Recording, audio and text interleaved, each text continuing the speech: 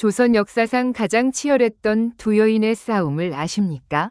한 여인은 조선 최고의 명문가 교수로 태어나 왕비의 자리에 올랐습니다. 또 한 여인은 보잘것없는 집안에서 태어났으나 천하절색의 미모로 임금의 마음을 완전히 사로잡았습니다.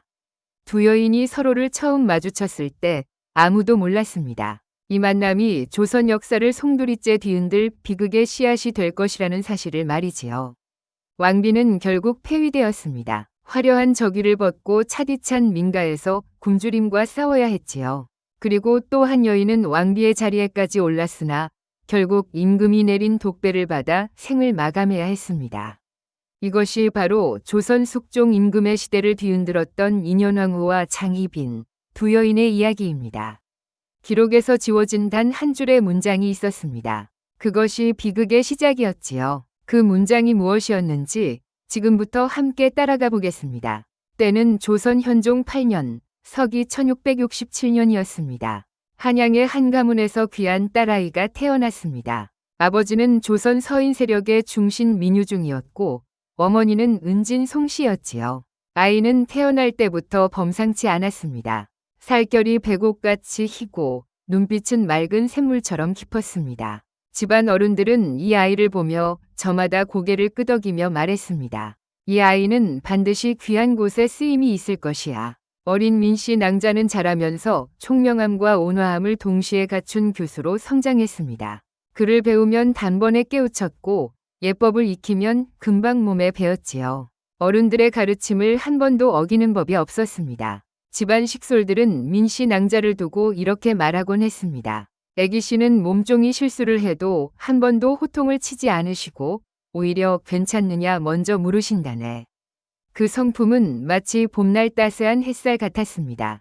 가까이 있으면 절로 마음이 따뜻해지는 그런 사람이었지요. 그러나 세상은 어진 사람에게만 자비롭지 않았습니다. 민씨 낭자가 10살이 되던 해 어머니 은진 송씨가 세상을 떠났습니다. 차디찬 겨울바람이 상여 앞을 스쳐 지나가던 그날 민씨 낭자는 눈물도 흘리지 못한 채 어머니를 보냈습니다. 울음을 참는 것이 도리라고 배웠기 때문이었지요. 아버지 민유중은 슬픔을 가라앉히며 딸을 더욱 엄히 가르쳤습니다. 언젠가 이 아이가 나라의 어머니가 될 수도 있다는 생각이 마음 한편에 있었기 때문이었습니다. 그 생각은 오래지 않아 현실이 되었지요. 서기 1680년 조선 궁궐에 슬픈 소식이 전해졌습니다. 숙종 임금의 첫 번째 왕비 인경왕후 김씨가 천연두로 세상을 떠난 것이었습니다. 숙종은 아직 20살이 젊은 나이였지요. 나라 안이 술렁이었습니다. 새 왕비를 간택해야 한다는 상소가 빗발쳤습니다. 전국의 처자들이 간택령을 기다렸고 명문가, 집안들은 저마다 딸을 단장시켜 궁궐 앞에 세울 채비를 갖추었습니다. 민유중은 딸 민씨 낭자를 조용히 불렀습니다. 낭자야, 나라에 부름이 있을 것이다. 두렵더라도 반듯하게 서거라. 민씨 낭자는 고개를 숙이며 조용히 대답했습니다. 아버님의 뜻을 따르겠습니다. 삼간택이 끝났습니다. 그리고 최후의 남은 처자는 단 한 명이었습니다. 바로 여흥 민씨, 15살이 민씨 낭자였지요.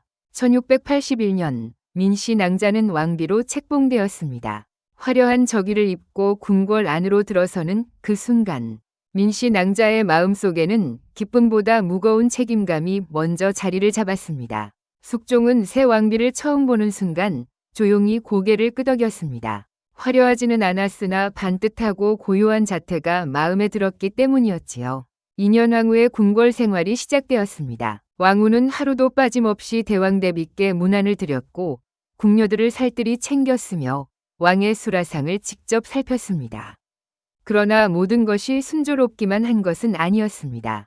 왕후의 마음속 깊은 곳에는 아직 채워지지 않은 무언가가 있었지요. 왕자였습니다. 숙종에게는 아직 후사가 없었습니다. 온 나라가 왕자 탄생을 기다리고 있었고 그 기다림의 무게는 오롯이 왕후의 어깨 위에 얹혀 있었습니다. 인현왕후가 왕비의 자리를 지키고 있을 무렵 궁궐의 먼 한쪽에서 한 여인이 조용히 걸음을 옮기고 있었습니다. 그 여인의 이름은 장옥정이었습니다. 장옥정은 역관 장영의 딸로 태어났습니다. 집안이 천하지는 않았으나 왕비의 집안과는 비교조차 할 수 없는 처지였지요.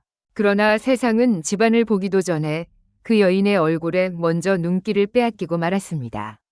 장옥정의 미모는 그야말로 하늘이 아끼고 아껴 한 사람에게만 내린 선물 같았습니다. 눈빛은 샛별처럼 빛났고 입술은 붉은 단풍잎처럼 고왔습니다. 걸음을 옮길 때마다 비단 치마가 살랑거렸고 지나가는 자리마다 사람들의 시선이 따라붙었지요. 장옥정은 숙부의 도움으로 궁녀로 입궁하게 되었습니다. 처음에는 조용히 지냈습니다. 하지만 숙종은 오래지 않아 그 여인을 발견하고 말았습니다. 임금의 눈이 장옥정에게 닿은 순간 마음은 이미 흔들리기 시작했습니다. 촛불 앞에서 치마폭을 여미던 장옥정의 자태는 어떤 화폭에도 담기 어려운 것이었으니까요. 그러나 이 만남은 곧 위기를 불러왔습니다. 서인 세력의 중신들이 들고 일어났지요. 천박한 여인이 임금의 총애를 독차지하는 것은 사직을 욕되게 하는 일이옵니다. 신하들의 반발은 거셌습니다. 급기야 장옥정은 궁에서 쫓겨나고 말았습니다. 그러나 장옥정은 쉽사리 포기하는 여인이 아니었습니다. 오히려 그 굴욕이 더 큰 야망에 불을 지폈지요. 쫓겨난 장옥정은 조용히 기회를 기다렸습니다. 그 기다림은 결코 길지 않았습니다. 이것이 훗날 조선 역사에서 가장 비극적인 복선이 될 것이라는 것을 그때는 아무도 알지 못했지요. 장옥정이 쫓겨난 지 얼마 지나지 않아 다시 궁궐 안으로 발을 들였습니다. 남인 세력이 집권하면서 정치 지형이 바뀐 것이었습니다. 남인은 장옥정을 옹호했습니다. 그녀가 궁으로 돌아오는 것을 가능하게 한 것도 남인 세력의 힘이었지요. 다시 궁으로 돌아온 장옥정은 이전과 달랐습니다. 눈빛에 더 날카로운 결기가 서려 있었습니다. 그 결기는 단순한 야망이 아니었습니다. 살아남겠다는, 그리고 반드시 최정상에 오르겠다는 불꽃 같은 의지였지요. 숙종의 총애는 다시 장옥정에게로 쏠렸습니다. 임금은 장옥정의 처소를 자주 찾았고 귀한 예물을 내렸습니다. 궁궐 안의 공기가 달라졌습니다. 인현왕후는 이 모든 상황을 고요한 눈으로 바라보았습니다. 속이 타지 않았다면 거짓말이었습니다. 밤마다 차디찬 이부자리 속에서 혼자 뒤척이며 눈물을 삼켰지요. 그러나 왕후는 끝내 그 눈물을 밖으로 드러내지 않았습니다. 어진 왕후는 알고 있었습니다. 왕비란 임금의 총애만으로 자리를 지키는 것이 아니라 반듯한 품행과 덕으로 자리를 지켜야 한다는 것을 말이지요. 하지만 장옥정은 달랐습니다. 장옥정에게 덕이란 필요 없는 것이었습니다. 임금의 마음 하나만 있으면 충분했지요. 두 여인 사이에 보이지 않는 날이 세워지기 시작했습니다. 서로를 향한 눈길은 표면 아래 얼음장처럼 차가웠고 서로를 향한 말은 조심스럽고도 예리한 칼날 같았습니다. 조선의 운명이 이 두 여인의 손에 달리기 시작한 것이었습니다. 숙종은 복잡한 임금이었습니다. 강단 있고 결단력이 넘쳤지만 동시에 감정의 기복이 심했습니다. 한번 마음을 주면 전부를 주었고 마음이 떠나면 싸늘하게 식어버리는 그런 사람이었지요. 인현왕후는 덕이 높은 왕후였으나 그것이 임금의 마음을 붙잡아두는 데는 역부족이었습니다. 장옥정의 매력은 왕후의 덕과 전혀 다른 차원의 것이었기 때문이었지요. 장옥정은 임금이 원하는 것을 본능적으로 알았습니다. 임금이 피곤한 날에는 조용히 곁에 앉아 어깨를 토닥였고 임금이 울적한 날에는 맑은 목소리로 조용히 시를 읊었습니다. 임금이 원하는 것이 무엇인지 말하기도 전에 이미 알고 있었지요. 반면 인현왕후는 법도와 예절을 중시했습니다. 임금을 대할 때도 예법을 먼저 갖추었지요. 그 어짐이 때로는 거리감처럼 느껴지기도 했습니다. 숙종의 발길은 점점 장옥정의 처소로 향하는 날이 많아졌습니다. 인현왕후는 그 사실을 알았습니다. 알면서도 아무 말도 하지 않았습니다. 다만 밤이 깊어지면 혼자 불경을 읊으며 마음을 다스렸지요. 촛불이 희미하게 흔들리는 침전 안에서 왕후는 흔들리지 않으려 안간힘을 쓰고 있었습니다. 1688년 마침내 소식이 전해졌습니다. 장옥정이 왕자를 낳은 것이었습니다. 궁궐이 들썩였습니다. 숙종에게 처음 생긴 왕자였으니까요. 임금의 기쁨은 하늘을 찌를 듯했습니다. 장옥정을 향한 총애는 이제 누구도 막을 수 없는 거센 물결이 되었습니다. 인현왕후는 그 소식을 듣고 조용히 창문 밖을 바라보았습니다. 저문 하늘 위로 기러기 한 마리가 홀로 날아가고 있었습니다. 왕자가 태어나자 조선 조정은 두 편으로 갈라졌습니다. 남인 세력은 왕자를 세자로 책봉해야 한다고 목소리를 높였습니다. 임금의 혈육이 태어났으니 그 아이를 세자로 삼아야 한다는 것이었습니다. 하지만 서인 세력은 달랐습니다. 왕자를 낳은 후궁이 아직 빈이 지위도 받지 못하였습니다. 왕비 마마께서 아직 건강하시니 좀 더 두고 보심이 오를 줄로 아뢰옵니다. 서인 신하들은 인현왕후를 지지했습니다. 왕비가 아직 아이를 낳을 수 있는 나이인데 서둘러 후궁의 아들을 세자로 삼을 필요가 없다는 것이었지요. 숙종은 분노했습니다. 임금이 아끼는 장옥정을 두고 신하들이 이러쿵저러쿵 말이 많은 것이 못마땅했습니다. 숙종은 결단을 내렸습니다. 왕자를 세자로 책봉하겠다는 것이었습니다. 이에 반대하는 신하들은 목숨을 걸어야 했습니다. 실제로 여러 서인 신하들이 귀양을 가거나 목숨을 잃었지요. 인현왕후는 침전에서 이 소식을 들었습니다. 가슴이 무너지는 것 같았지만 표정 하나 흐트러지지 않았습니다. 왕후는 알고 있었습니다. 이 싸움이 정치의 싸움이라는 것을. 그리고 그 싸움에서 왕후는 패배하고 있다는 것을 말이지요. 뜰하게 핀 국화꽃이 바람에 흔들렸습니다. 꽃잎 하나가 조용히 땅으로 떨어졌습니다. 인현왕후는 그것을 오랫동안 바라보았습니다. 1689년 조선 조정에 피바람이 불었습니다. 기사왕국이었습니다. 남인이 집권하면서 서인 신하들이 줄줄이 귀양을 가고 죄인으로 몰렸습니다. 인현왕후의 든든한 울타리였던 서인 세력이 무너진 것이었지요. 조정에서 서인의 목소리가 사라지자 궁궐 안의 분위기는 삽시간에 달라졌습니다. 남인 신하들이 상소를 올렸습니다. 왕비 민씨는 덕이 부족하여 중전의 자리에 합당하지 아니합니다. 폐위하심이 마땅하옵니다. 폐위. 그 두 글자가 조선 궁궐의 공기를 짓눌렀습니다. 인현왕후는 그 상소를 들었을 때 잠시 눈을 감았습니다. 예상하지 못한 것은 아니었습니다. 하지만 막상 그 말을 마주하니 온몸에서 힘이 빠져나가는 것 같았지요. 숙종은 처음에는 주저했습니다. 아무리 장옥정을 사랑한다 해도 왕비를 폐위하는 것은 무거운 일이었기 때문이었지요. 반드시 역사에 기록될 일이었습니다. 하지만 남인 신하들의 상소는 끝없이 이어졌습니다. 신하들은 만류했습니다. 하지만 임금의 뜻을 꺾을 순 없었지요. 1689년 5월 숙종은 비만기를 내렸습니다. 인현왕후 민씨를 폐위한다는 명이었습니다. 그날 밤 취선당에서 장옥정의 처소에 불빛이 환하게 켜졌습니다. 그날의 궁궐은 기이하도록 조용했습니다. 봄비가 부슬부슬 내리고 있었습니다. 빗소리만이 기와 지붕을 두드렸고 궁녀들은 숨죽인 채 처소 안에 웅크리고 있었지요. 인현왕후는 폐위의 명을 받았습니다. 23살이 젊은 나이였습니다. 왕후는 화려한 저기를 벗어야 했습니다. 왕후의 관을 내려야 했습니다. 왕후임을 증명하는 모든 것을 내려놓아야 했지요. 홍로를 벗어날 때 왕후의 발걸음은 흔들리지 않았습니다. 다만 눈빛만이 잠시 흔들렸을 뿐이었지요. 왕후는 돌아보지 않았습니다. 자신이 5년 가까이 지켜온 궁궐을 두 번 다시 돌아보지 않았습니다. 봄비는 더욱 굵어졌습니다. 인현왕후의 소복 자락이 빗물에 젖어들었습니다. 아무도 우산을 받쳐주지 않았습니다. 궁녀 하나가 멀리서 왕후의 뒷모습을 바라보며 손으로 입을 막았습니다. 소리 없는 울음이었습니다. 인현왕후는 궁 밖으로 나왔습니다. 더 이상 왕비가 아니었습니다. 이제 그저 민씨 부인이었지요. 대문이 닫혔습니다. 그날 밤 텅 빈 대전 침전에서 촛불 하나가 빗소리 속에 홀로 흔들리다가 이내 꺼졌습니다. 궁 밖의 삶은 잔인했습니다. 인현왕후는 친정에 몸을 의탁해야 했습니다. 하지만 친정도 안전한 곳이 아니었습니다. 인현왕후의 아버지 민유중은 이미 귀양을 간 상황이었고 집안은 풍비박산이 난 상태였지요. 왕비였던 여인이 끼니를 걱정해야 하는 처지가 되었습니다. 한겨울에 찬바람이 문틈으로 들어오면 인현왕후는 솜이 빠진 이불을 끌어당기며 밤을 버텼습니다. 궁에서 늘 따뜻했던 아랫목과 기름진 수라상이 꿈처럼 느껴졌습니다. 왕후를 따라 나온 몸종 하나가 눈물을 훔치며 말했습니다. 마님, 억울하지 않으십니까? 이 못된 것들이 마님께 이런 짓을 해도 됩니까?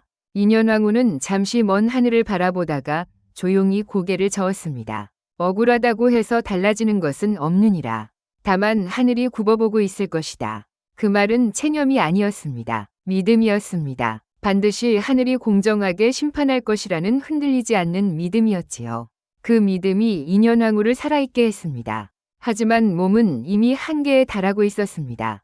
부실한 음식과 찬 기운에 오래 시달린 탓에 왕후의 몸은 점점 야위어갔습니다. 얼굴은 창백해졌고 기침이 잦아졌지요. 민가의 겨울밤은 길었습니다. 그 긴 밤마다 인현왕후는 혼자 하늘을 올려다보았습니다. 저 별들 중에 자신의 별이 아직 빛나고 있기를 바라면서 말이지요. 그리고 그 바람은 5년 후에 응답받게 됩니다. 인현왕후가 민가에서 고난을 버티는 동안 장옥정은 드디어 꿈에 그리던 자리에 올랐습니다. 인현왕후가 폐위된 그해 장옥정은 왕비의 자리에 책봉되었습니다. 왕비 장씨. 그 호칭을 처음 들었을 때 장옥정의 눈에는 눈물이 맺혔습니다. 기쁨의 눈물이었는지 아니면 다른 감정의 눈물이었는지 그것은 오직 장옥정 자신만이 알 수 있는 일이었지요. 왕비의 자리에 오른 장씨는 마치 한겨울을 버티고 피어난 매화 같았습니다. 화려하고 당당했습니다. 누구도 그 앞에서 함부로 고개를 들지 못했지요. 그러나 사람의 마음이란 것은 참으로 이상한 법입니다. 얻고 나면 더 갖고 싶어지는 것이 사람의 마음이지요. 장씨는 왕비가 된 후에도 불안했습니다. 혹여나 인현왕후가 다시 돌아오지는 않을까 하는 두려움이 떠나지 않았습니다. 서인 세력이 언제 다시 일어설지 모른다는 공포가 낮이나 밤이나 그림자처럼 따라다녔지요. 더구나 숙종은 변덕스러운 임금이었습니다. 장씨는 알고 있었습니다. 임금의 마음이 오늘은 자신에게 향하고 있지만 내일은 어디로 향할지 알 수 없다는 것을 말이지요. 그 불안이 장씨를 조금씩 변화시켜 나갔습니다. 처음의 당당함은 어느새 집착이 되었고 그 집착은 점점 어두운 그림자를 드리웠습니다. 불씨는 아직 작았습니다. 하지만 작은 불씨가 궁궐 하나를 태울 수도 있다는 것을 아직 아무도 몰랐지요. 1694년 또 한 번 조선 조정의 하늘이 뒤집혔습니다. 갑술왕국이었습니다. 이번에는 서인이 다시 집권했습니다. 남인 세력은 하루아침에 무너졌고 조정은 다시 서인의 손에 넘어갔지요. 서인이 집권하자마자 가장 먼저 내놓은 요구는 하나였습니다. 인현왕후의 복이었습니다. 신하들은 목청을 높였습니다. 억울하게 폐위된 왕비 마마를 하루빨리 복위하심이 마땅하오이다. 숙종은 고요히 신하들의 말을 들었습니다. 임금의 눈빛은 깊고 무거웠습니다. 그 눈빛 안에는 여러 감정이 엉켜 있었습니다. 장씨를 향한 마음, 인현왕후를 내쫓은 것에 대한 뒤늦은 후회, 그리고 다시금 요동치는 권력의 무게가 뒤섞여 있었지요.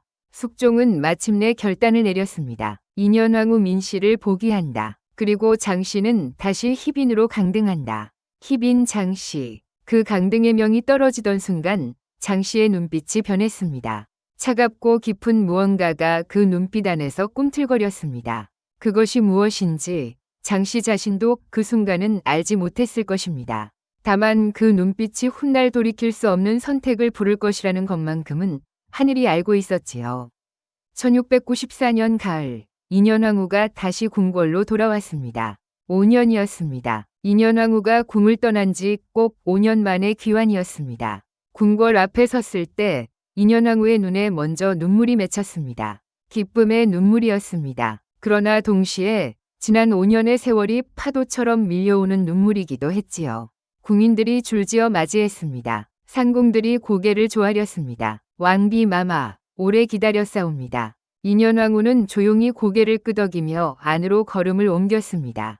그 발걸음에는 떨림 대신 차분한 무게감이 실려 있었습니다. 5년의 세월이 인현왕후를 더 단단하게 만들어 놓았습니다. 숙종은 복위한 왕후를 직접 맞이했습니다. 두 사람은 잠시 서로를 바라보았습니다. 말이 없었습니다. 하지만 그 침묵 안에 수많은 말들이 담겨 있었지요.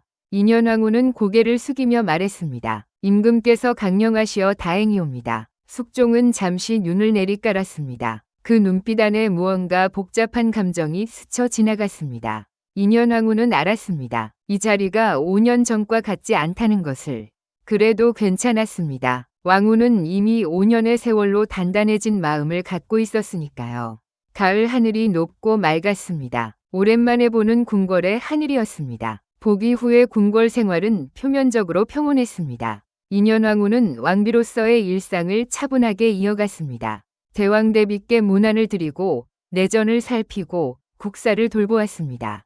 그러나 물 아래는 달랐습니다. 희빈으로 강등된 장씨는 취선당에 거처를 옮겼습니다. 하루아침에 왕비에서 희빈으로 내려앉은 장씨의 심정은 어떠했을까요? 자존심은 산산이 부서졌을 것입니다. 분노는 불처럼 타올랐을 것이지요. 그리고 그 분노의 끝에는 단 하나의 생각이 자리 잡았습니다. 저 여인이 사라지지 않으면 나는 결코 안전할 수 없다는 생각이었지요. 희빈 장씨는 조용했습니다. 겉으로 보기에는 체념한 것처럼 보였지요. 그러나 그 조용함 안에서 무언가가 천천히 끓고 있었습니다. 인현왕후는 그것을 알았습니다. 그러나 왕후는 먼저 행동하는 사람이 아니었습니다. 다만 조심하고 기다리고 기도했습니다. 취선당과 중전 사이의 거리는 멀지 않았습니다. 그러나 두 여인 사이의 거리는 조선의 끝과 끝만큼이나 멀었지요. 밤이 깊어지면 궁궐 안의 등불들이 하나씩 꺼져갔습니다. 그리고 취선당의 불빛만이 유독 오래 꺼지지 않았습니다. 희빈 장씨는 마침내 금기를 넘었습니다. 취선당의 깊은 밤, 촛불도 제대로 켜지 않은 어두운 방 안에서 장씨는 한 무당과 마주 앉았습니다. 무당의 얼굴은 어둠에 가려 보이지 않았습니다. 다만 손에 든 지프로 만든 인형 하나가 촛불 빛 아래 흔들렸지요. 장씨는 그 인형에 한 여인의 이름을 써넣었습니다. 인현왕후 민씨. 조선에서 무고는 중죄였습니다. 저주를 통해 사람을 해치려는 행위는 목숨을 걸어야 하는 일이었지요. 그것을 알면서도 장씨는 멈추지 않았습니다. 분노가 이성을 삼켜버렸기 때문이었습니다. 무당은 낮은 목소리로 주문을 읊었습니다. 취선당 뒤편의 땅 속에는 무언가가 묻혔습니다. 저주의 도구들이었습니다. 인형, 동물의 뼈, 붉은 실로 묶인 부적 등이 차디찬 흙 속에 깊이 파묻혔지요. 겨울바람이 취선당의 창호지를 흔들었습니다. 촛불이 흔들리다 꺼질 듯 위태로웠습니다. 그날 밤 이후 인현왕후의 몸이 급격히 나빠지기 시작했습니다. 처음에는 그저 한기가 든다 싶었습니다. 그러더니 기침이 잦아졌고 식욕이 떨어졌습니다. 어선들이 달려와 온갖 처방을 내렸지만 왕후의 몸은 나아지지 않았습니다. 궁궐 안에서 이 일을 눈치채는 자들이 있었습니다. 그러나 아직은 때가 아니었습니다. 진실이 드러나는 것은 조금 더 후의 일이었지요. 하늘은 언제나 때를 기다렸습니다. 1691년 봄이 왔습니다. 인현왕후의 침전 안에서는 꽃이 핀 줄도 몰랐습니다. 왕후는 자리에서 일어나지 못하는 날이 많아졌습니다. 몸은 날로 쇠약해졌고 얼굴은 투명할 정도로 창백해졌지요. 눈 아래는 그늘이 지고 손은 항상 차가웠습니다. 어선들은 서로 눈빛을 주고받으며 조심스러운 얼굴을 했습니다. 쉽게 입을 열지 못했습니다. 왕비의 병세가 심상치 않다는 것을 그들은 이미 알고 있었으니까요. 숙종은 매일 왕후의 침전을 찾았습니다. 임금은 왕후의 손을 잡았습니다. 차디찬 손이었습니다. 임금의 손도 조금 떨렸습니다. 왕후, 많이 아프오? 인현왕후는 힘없이 미소 지었습니다. 임금께서 오신이 아픈 것도 있겠습니다. 그 말이 얼마나 힘겹게 나온 말인지 숙종은 모르지 않았습니다. 왕후 곁을 지키던 상궁들은 밤마다 왕후의 침상 앞에서 눈물을 훔쳤습니다. 왕후는 상궁들이 우는 것을 보면 오히려 달랬습니다. 울지 말거라. 나는 괜찮으니라. 1691년 8월 인현왕후 민씨가 세상을 떠났습니다. 나이 34이었습니다. 뜨거운 여름이 끝나갈 무렵 왕후는 조용히 눈을 감았습니다. 마치 긴 잠에 드는 것처럼 아무런 소리도 없이 말이지요. 궁궐 안이 곡소리로 가득 찼습니다. 바깥에서는 매미들이 울고 있었습니다. 여름의 끝, 한 시대가 막을 내리고 있었습니다. 인현왕후가 세상을 떠난 후 궁궐 안에는 기묘한 소문이 돌기 시작했습니다. 왕후의 죽음이 단순한 병사가 아닐지도 모른다는 것이었습니다. 그 소문은 점점 실체를 드러냈습니다. 숙종에게 한 궁인이 조심스럽게 고변을 올렸습니다. 희빈 장씨가 취선당 곳곳에 무녀를 불러들여 저주를 행했다는 것이었지요. 숙종의 눈이 차갑게 가라앉았습니다. 계속 말하라. 궁인은 떨리는 손으로 고변서를 내놓았습니다. 취선당 곳곳을 파헤치자 실제로 저주의 도구들이 쏟아져 나왔습니다. 흙 속에 묻힌 인형, 동물의 뼈, 붉은 실로 묶인 부적들이 차례로 햇빛 아래 드러났지요. 숙종은 오랫동안 말을 잃었습니다. 임금의 손이 떨렸습니다. 분노 때문이었을까요? 슬픔 때문이었을까요? 아마 그 두 가지가 한꺼번에 몰려왔을 것입니다. 임금은 조용히 중얼거렸습니다. 내가 너무 늦었구나. 인현왕후가 살아생전에 그 저주를 받으며 고통받고 있는 동안 자신은 아무것도 몰랐다는 자책감이 밀려왔습니다. 아니, 어쩌면 알면서도 외면했던 것인지도 몰랐지요. 하늘이 드디어 심판을 내리고 있었습니다. 사랑의 끝. 1691년 숙종은 희빈 장씨에게 사약을 내렸습니다. 사약, 그 두 글자를 전해받은 희빈 장씨는 한동안 꿈쩍도 하지 않았습니다. 내관이 뒤로 물러서며 고개를 숙였습니다. 방 안은 침묵이었습니다. 창밖에서 바람이 나뭇가지를 흔들었고 낙엽 하나가 떨어져 내렸습니다. 희빈 장씨는 천천히 자리에서 일어섰습니다. 흐트러진 머리카락이 볼을 스쳤습니다. 어제까지만 해도 단정했던 그 머리칼이 이제는 흐트러져 있었지요. 희빈은 사약 그릇을 바라보았습니다. 그 안에 담긴 검붉은 액체를 오랫동안 들여다보았습니다. 무슨 생각을 했을까요? 지난날의 화려했던 시절이 스쳐갔을까요? 아니면 임금의 온기가 마지막으로 떠올랐을까요? 그것도 아니면 어린아들의 얼굴이 먼저 떠올랐을까요? 희빈은 끝내 사약 그릇을 들었습니다. 떨리는 손이었습니다. 그러나 눈빛은 끝까지 흔들리지 않았습니다. 마지막까지 자존심을 내려놓지 않으려 했던 것일까요? 조선의 하늘 아래 가장 높은 자리에까지 올랐던 한 여인이 그렇게 생을 마감했습니다. 희빈 장씨 장옥정, 서기 1691년, 나이 43세였습니다. 가을바람이 취선당의 마지막 낙엽을 조용히 쓸어갔습니다. 두 여인은 같은 해에 세상을 떠났습니다. 인현왕후는 8월에, 희빈 장씨는 그해 10월에 생을 마감했습니다. 두 여인 모두 40을 넘기지 못한 삶이었지요. 두 여인의 삶은 달랐습니다. 태어난 집안도 달랐고 살아온 방식도 달랐습니다. 사랑을 얻는 방법도 달랐고 권력을 다루는 방식도 달랐지요. 한 여인은 덕과 인내로 자리를 지키려 했습니다. 또 한 여인은 미모와 야망으로 자리를 쟁취하려 했습니다. 역사는 인현왕후에게 현덕왕후의 이름을 내렸습니다. 어질고 덕스러운 왕후라는 뜻이었지요. 그러나 역사의 심판이란 언제나 후세의 것입니다. 수백 년이 지난 오늘 우리는 두 여인을 바라보며 무엇을 생각해야 할까요? 한 여인의 인내가 옳았던 것일까요? 아니면 한 여인의 집착이 너무나 안타까운 것이었을까요? 어쩌면 두 여인 모두 그 시대의 가혹함 앞에서 각자의 방식으로 살아남으려 했던 것일지도 모릅니다. 그 가혹함의 이름은 권력이었습니다. 그리고 그 권력 앞에서 사랑도, 덕도, 미모도 결국은 무력하기 짝이 없는 것이었지요. 인현왕후는 경기도 고양의 명릉에 잠들어 있습니다. 숙종과 함께 안장된 그곳에서 왕후는 지금도 조용히 긴 잠에 들어 있지요. 희빈 장씨는 경기도 구리의 대빈묘에 묻혔습니다. 왕비의 능이 아닌 묘에 묻혔습니다. 그것이 역사가 장씨에게 내린 최후의 평가였지요. 그러나 생각해봅니다. 인현왕후가 민가에서 차디찬 바람을 맞으며 버텼던 그 5년의 세월을 누가 다 알아줄 수 있을까요? 희빈 장씨가 온 세상을 손에 쥐었다 생각하는 순간에도 가슴 안에서 꺼지지 않았던 두려움을 누가 다 이해할 수 있을까요?